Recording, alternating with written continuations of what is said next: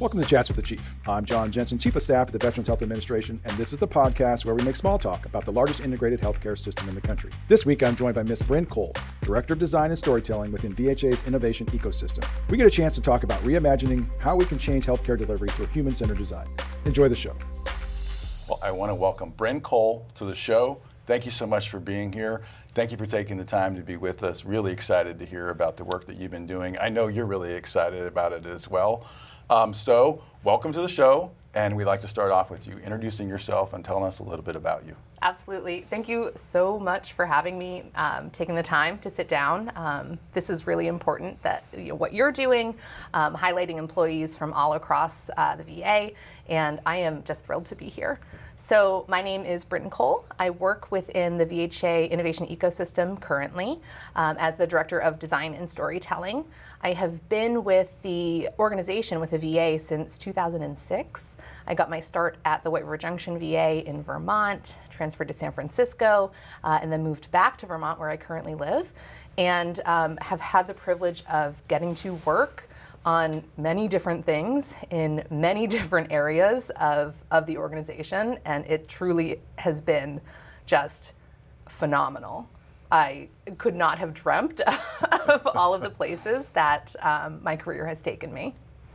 Well, like you, I think this is really exciting, but like you, we never can imagine that we'd be doing things like we're doing today, and it's really just the great opportunities that are in the VA. As a part of getting to know our guests, we like to talk about a couple things. There's a couple questions we always ask. And the first one, is there a book, movie, or TV show that you're watching that others might be interested in? And I would just say that I typically go home and buy a book or start watching a show from here. So anything that you're doing like that? Oh my gosh. Everything. I'm an avid reader, and I'm currently in a graduate program as well. And this is going to sound like the most boring book, but I promise you it is not. It's called Thinking in Systems by Donella Meadows, and it has fundamentally changed the way that I think about the organization, that I think about doing design. And it just really articulates in an offbeat kind of funny way how systems are built and created, and I recommend that for everyone. And then on the personal side of the house, I really devour kind of trashy novels. So I'm reading some stuff by Alex Harrow right now, and it's a lot of fun about like doors and different worlds. So that's been fun. Okay. Any TV shows that you're watching? Oh gosh, what are we currently watching right now? I've been on travel for a week, so I don't know. I don't have my Netflix queue in front of me. But throughout certainly the past 2 years, I've been watching much more television than I usually would have. It's interesting. I talked to the secretary the other day, and he was asking about anything that people were watching on Netflix, because he feels like he's gone through everything in Netflix. And it's actually a key today that's so different from times in the past where we never really had those kind of discussions before. I was watching something in my hotel the other night, and it was like, queue up your DVR. And I was like, oh gosh, that's a thing that people still can do. I forgot about that. That's so true. I hadn't thought about that for a while. What is something interesting or unique about you, or maybe even a hobby that you have that others would find interesting? Yeah, so I live in Vermont. My partner and I have a cabin on 11 acres of mountainside, 3 dogs. He's got 2 adult daughters. I don't have any children myself. And while others may or may not find this interesting, I love to spend time in the woods with my nieces and nephews. I have 10 of them, which is why I really don't feel any impetus to have any children myself. And just really being in the woods with our 3 dogs, with not all 10 nieces and nephews at a time. That's quite a lot. But that's really where I get my sort of, calm, especially when work is a lot, when life is a lot. We've all been going through, so much in the past couple of years. And I'm really grateful that I was able to buy my home, move back to Vermont. I loved living in San Francisco, but I think it would have been really difficult in the past couple of years to not have nature and to not be out in the woods. Yeah, and have that escape opportunity to catch your breath. I'm very much the same way and enjoy being in the outdoors. That's where I find my joy after long, long days. So let's dig into it a little bit. Let's talk about the VHA Innovation Ecosystem, an Office of Discovery. Can you describe what that is? That's a mouthful, obviously, but what is the office doing, and what are you doing specifically? Yeah, absolutely. So organizationally, the VHA's Office of Discovery, Education, and Affiliate Networks is led by Dr. Clancy, the Dean of VA, if you will. Right. And the VHA Innovation Ecosystem is one of those programs that is nestled under there, primarily getting at the discovery part of the house. So the ecosystem has a lot of really interesting programs and mechanisms to get at innovation within VA. And when I say within VA, it also includes almost conversely external to VA as well. We're really trying to create more porous boundaries when and where it makes sense, so that industry, academia, our community partners can help us solve the challenges Right. that we have, and our veterans as well.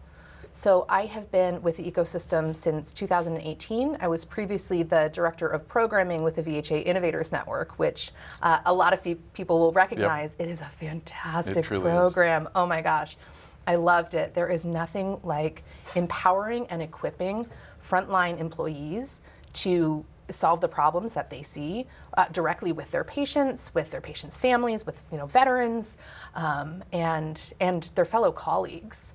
That program is, I think, just fundamental to the culture change that I have really celebrated in seeing the organization start to thrive under in the past few years.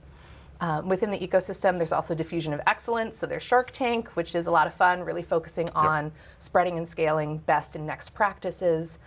So Innovators Network is all about, right, the discover and test, create, and then diffusion is about replication and scaling across the enterprise. And then there are also a few other programs that are getting at both grassroots innovation, top-down innovation, sideways innovation. Like there's just a lot to it.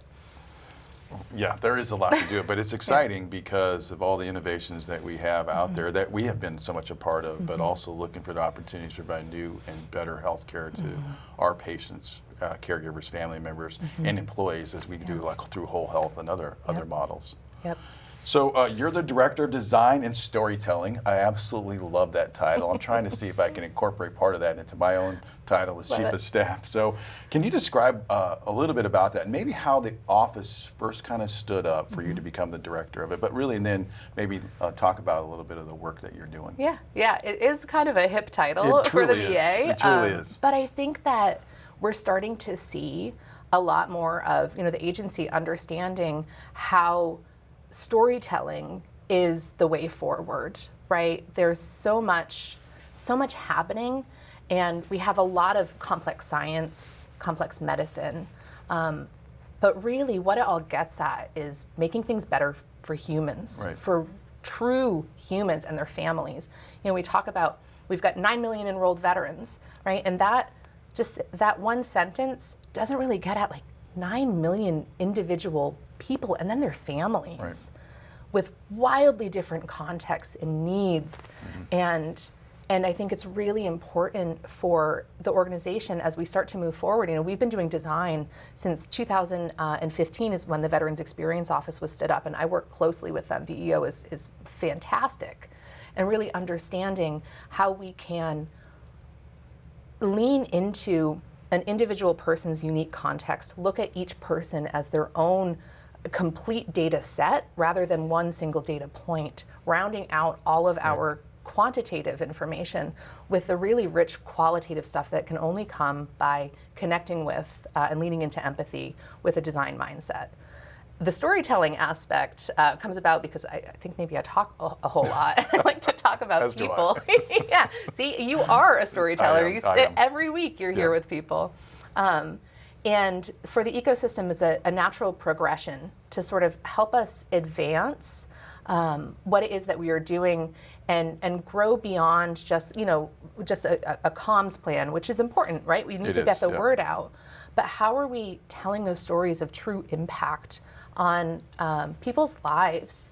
And from our patients, veterans who are not engaged with VA, who become engaged with VA, we connect with people, we change lives, we save lives.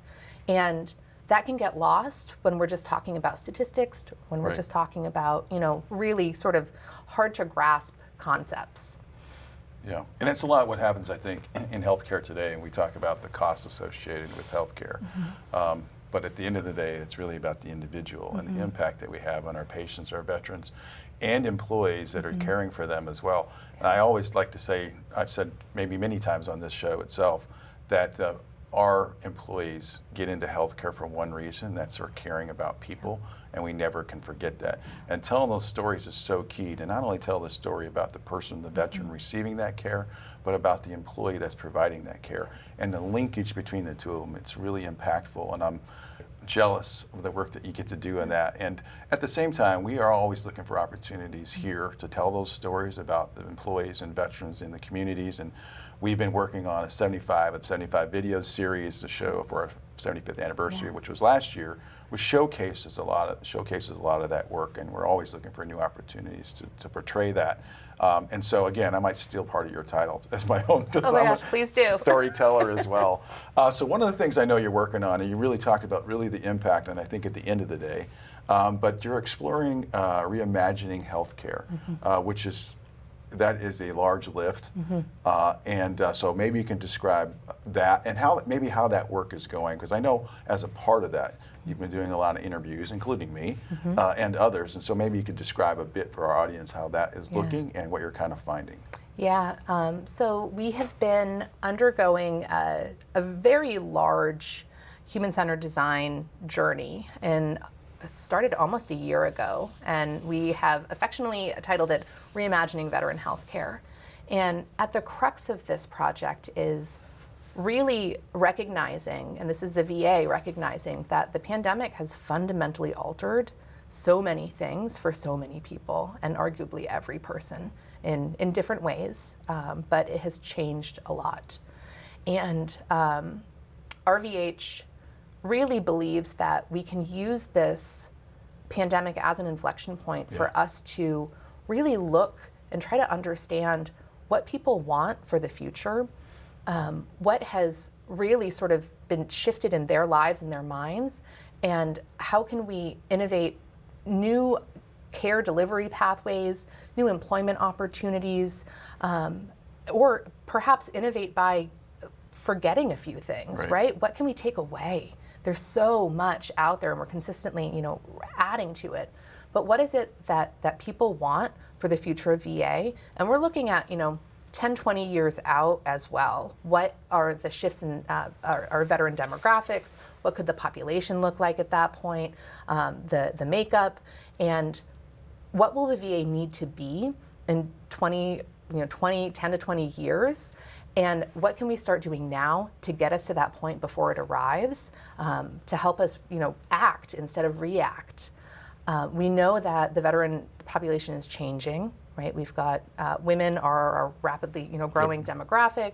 We know that as society is moving forwards, we have a lot of more gender diverse people, LGBTQIA plus veterans, employees as well, right? So we're getting an increasingly diverse group of humans who are not necessarily feeling reflected in who the VA is now or who they think the VA is now. So RVH has set out to really connect specifically with those people. So we've had a specific focus on the unengaged, so unenrolled veterans, especially veterans of color, women veterans, LGBTQIA veterans, veterans who are enrolled but disengaged from VA healthcare, so those who have left, right? Why is it that you left? Let's try to understand your context, as well as employees who are really burnt out. We've interviewed 81 veterans and their caregivers. And when I say interviewed, we went to their homes. These people allowed us to come into their own spaces and to share their personal lives with us, their struggles, their triumphs. There were lots of bright spots as well. And with over 135 employees, which is massive.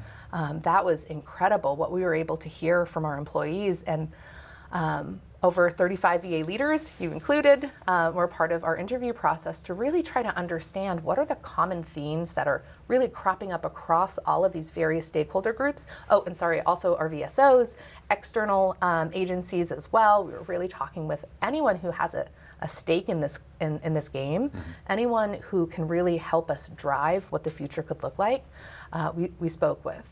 And so that's thousands of hours with hundreds of people, as well as looking at shifting demographics data, looking at all of the various innovation projects that are going on within VA right now, all of the other changes that are happening. And there's a lot. There's a lot. Yeah. There's so much to really help us get a good understanding of who the VA is now and who we might yet become. Yeah, you mentioned so many things in there. Talk about really like the pandemic and the effect of the pandemic, but also the innovations that we've had through our IT innovations. It's changed the way that we do work. It's changed the way healthcare is being provided. We have the Air Commission process going on today as we're looking at really the future, maybe structurally, of how the organization works, but you're looking at how that affects the individual, the veteran, as well as the employee or healthcare provider providing that care. And so maybe you can describe a bit, maybe not what your findings are so much, but what really is being imagined when you talk to, or maybe our telehealth team, or a connected care team, or whole health team, and so all these other great teams that are out there are looking at things. Maybe you can describe a little bit of that. Yeah. Well, I want to first bring us back to what you first said related to changes, right? IT changes, technology changes, and that's not going to stop anytime soon. I was at HIMSS 22, which is health tech conference in Orlando, just a couple of days ago, and one of the futurists was saying that they're projecting that we currently, right now, know about 5% of what the human race will know in 2070, and that in 50 years we will start to grow in our sort of understanding and technology and et cetera, as much as we did in the previous 20,000 years. Yep. Change is not going to stop. So we need to consistently practice the art of tapping into weak signals, of learning how we can become agile and flexible. And that certainly is, with technology resources, but more arguably so with our human resources and with the way that we treat each other and with the way that we sort of build our infrastructure internally.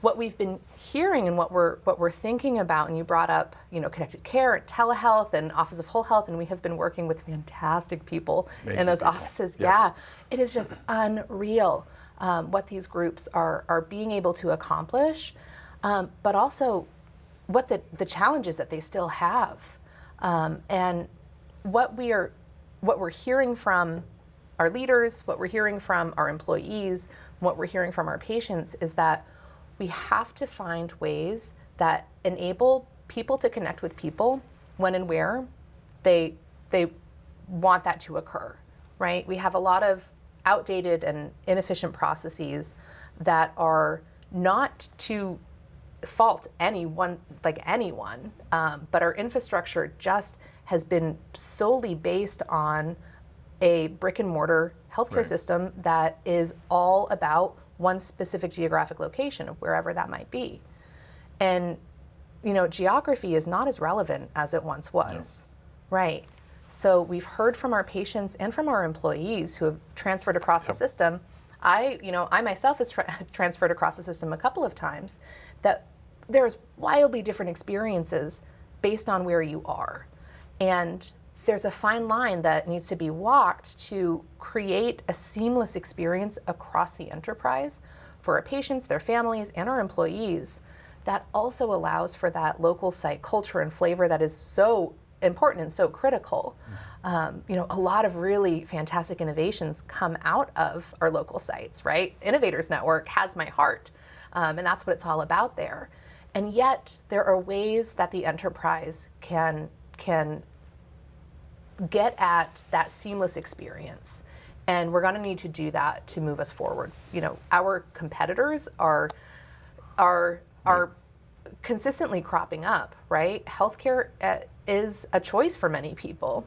And we need to be thinking about what industry is doing, all those industry shifts relating to healthcare becoming more sort of omnipresent, available when and where people want it on their terms. Also, the way that people can request other services impact the way that they want to access their own healthcare. Healthcare is a service. So we have to be thinking through ways that we can create agile solutions that allow people to connect with people enabled by new technologies. And we provide so much more than healthcare. We have homeless, we have obviously our benefit side of things. There's so many other things that we do. So looking at each one of those components and how they all tie back to the individual and ensuring that we keep up with really the changes. We didn't even talk about the changes that take place in warfare.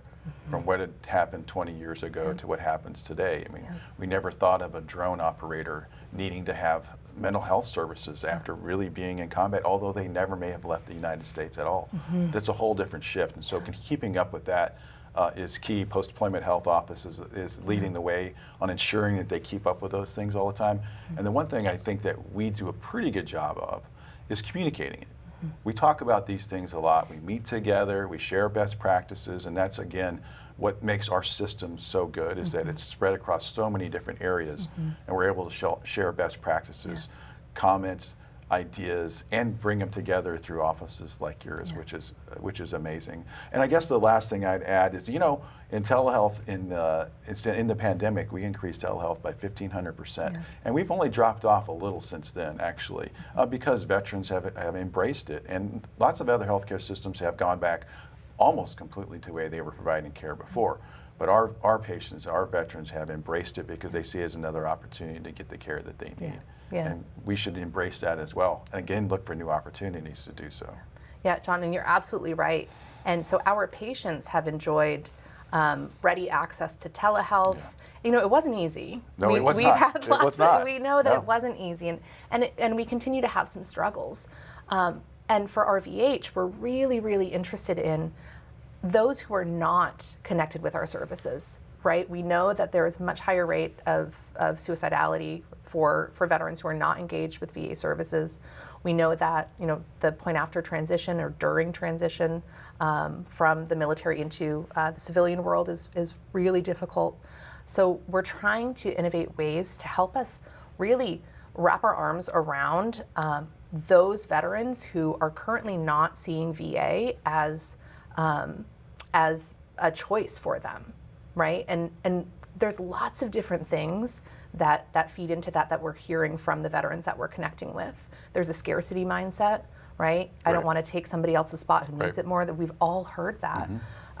And there's also some really interesting findings related to the mindset related to health and well-being. So our phase 1 research really led us to 4 specific opportunity areas.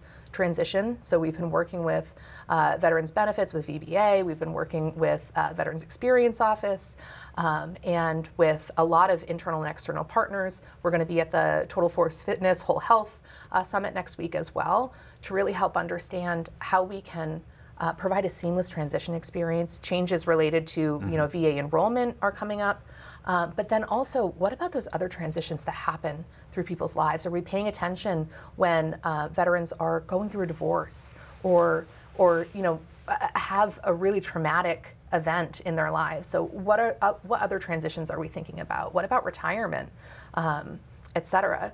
Health and well-being. So we've heard from a lot of our veterans, and you probably can relate to this, in the military, health and well-being is more related to mission readiness. Right. Can I do my job? That's right. Right? And as you start to come out into the civilian world and the VAs, we're all like, come join us. Healthcare is so deprioritized at the time of transition. And the framing, it can take years and beyond, and perhaps people never even get there to start thinking about, I should be paying attention to these things. So we're thinking of ways to help push more care upstream, get to more prevention in really unique ways, and really trying to firm up that support, that pipeline from military service into civilian world, and then hopefully into enrollment with VA. We know that some things may be changing in that space right now, but how are we looking at that as a massive opportunity? The VA is arguably the only healthcare system that knows where their next patients are, Yeah. right? And so we can use that as such an advantage to help keep people well, help them transition easily into our system, and keep them well and within VA if they so choose, which we hope that they will for the rest of their lives.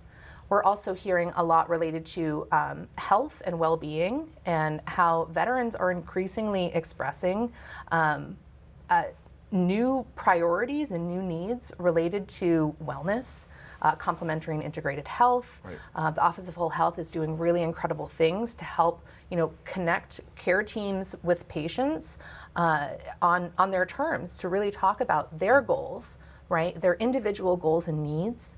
And how do we really, radically expand our culture of whole health? So it's really a whole health first, system. We're also really inspired by the stories that we heard from veterans who never wanted to come to VA, who were staunchly opposed to it, and who were eventually, and sometimes even a little bit more sooner than that, who were eventually inspired by a fellow peer, another veteran who was like, hey, I thought the same thing. Right.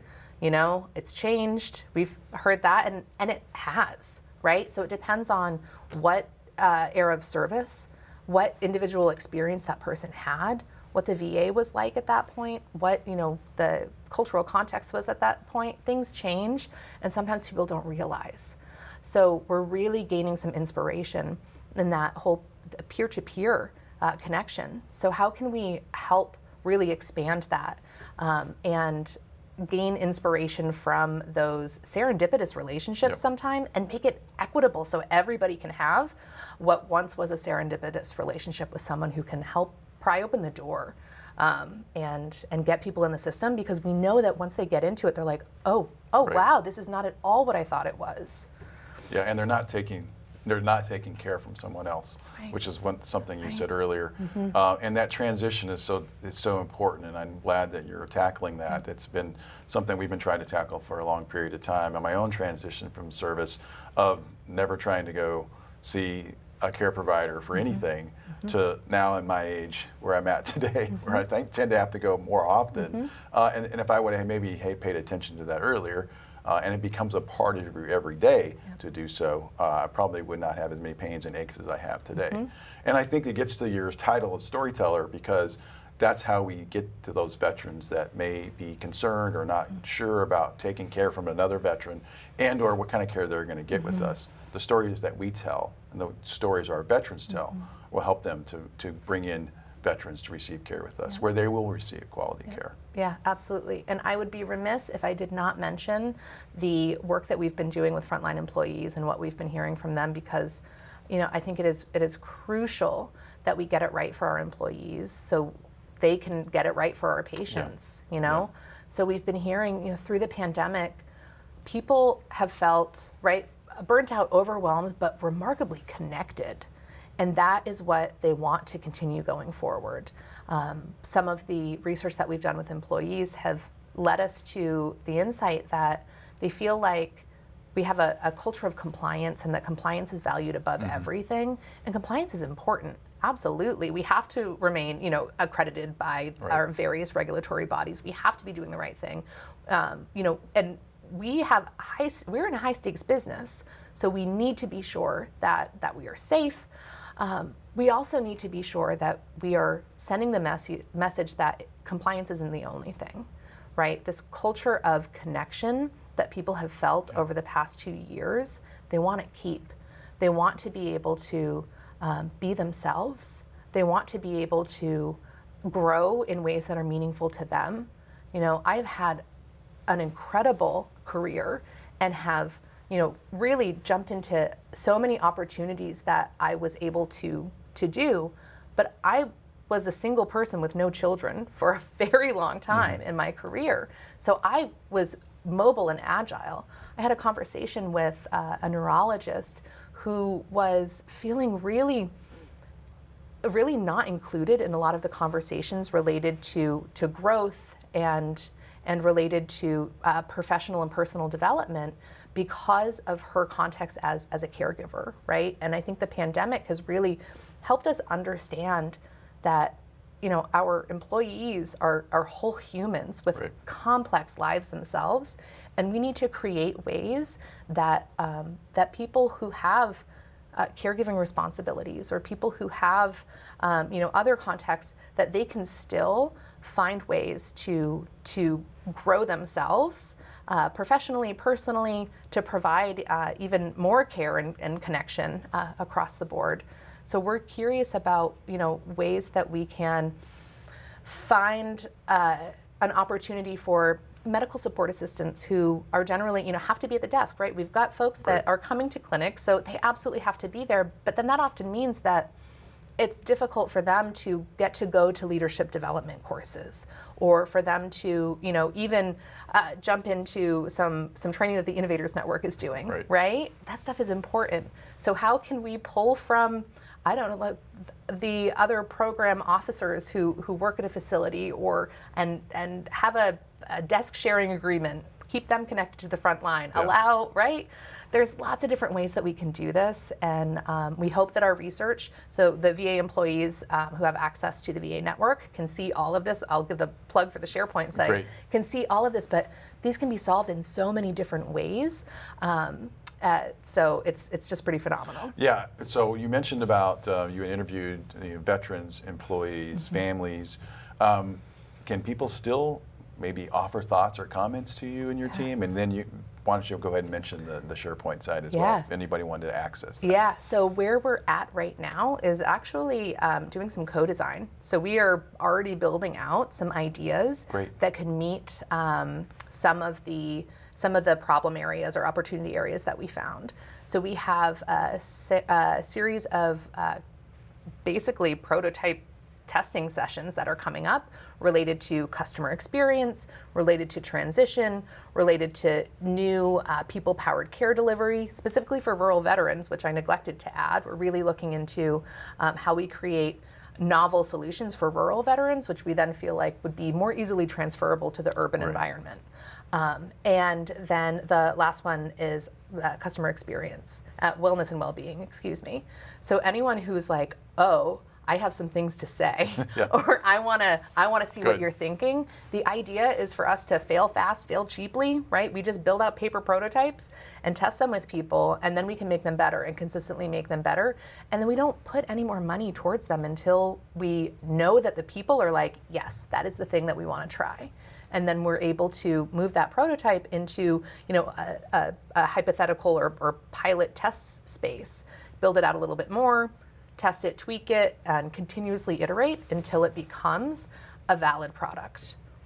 Well, we've come to the end of our time, but I'd like to give you an opportunity to offer something that you may wanted to make sure you mentioned today, and so the floor is yours to say whatever you'd like. Oh man, to close. I just want to say to our employees, to our patients, to everyone, the past 2 years have been hard. And there's more changes and things feel hard. But through design, the work that we're doing here, we have been able to connect with you. We are listening to you. I know we hear a lot of people in previous years, I don't hear it as much anymore, say, you know, nobody ever does anything with what we say, all this feedback. The organization has gotten so much better Yes. at integrating those feedback loops and using that to move us forward. So I just want to let people know, you know, we see you, we feel you, and we're doing things about it. And come and get engaged. If any of this has interest you, if you have questions about it, reach out to me. I am remarkably responsive, and I just can't wait to talk with you all. Great. Well, I'm sure you're going to get many emails because there's a lot of thoughts out there, and I know because everyone's trying to make the system better, continually better, Yep. and we have gone so far. Yeah. Last 2 years have been tough on everybody, but let's all work together to make this even a better healthcare system than it is today. Brent, thank you so much for being with us today, Thank you for having me. and thank you everybody for watching. Hope you enjoyed today's conversation. A huge thank you to all of you for listening, to Ms. Cole for her time, and our broadcast and production team for their support. See you next time.